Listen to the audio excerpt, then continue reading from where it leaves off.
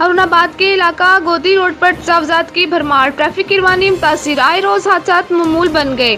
علاقہ مکینوں نے اعلیٰ حکام سے فی الفور نوٹس دینے کی اپیل کر دی۔ ہارون آباد کے نواحی علاقے گودی قمرپورہ کے مین روڈ پر تجاوزات کی بھرمار سے ٹریفک کی روانی متاثر ہونے لگی اور آئے روز حادثات معمول بن گئے۔ گودی قمرپورہ کے مین روڈ پر دکانداروں نے دکانوں کے آگے مین روڈ پر اپنی دکانوں کے سامان سجا رکھا ہے، جس کے باعث سڑک سے گزرنے والوں کو شدید مشکلات کا سامنا کرنا پڑتا ہے۔ تجاوزات کی بھرمار کے باعث حادثات بھی معمول بن چکے ہیں، کیونکہ اس روڈ پر ملتان، چشتیاں، حاصل پور، بھاولپور، صادق آباد سمیت دیگر شہروں کو جانے والی ٹرانسپورٹ بھی اسی روڈ سے گزرتی ہے۔ شہریوں نے اعلیٰ حکام سے اپیل کرتے ہوئے کہا ہے کہ فی الفور نوٹس دیتے ہوئے تجاوزات کو ختم کرایا جائے تاکہ مین سڑک کی کشادگی برقرار رہے اور آئے روز حادثات سے بھی بچا جا سکے۔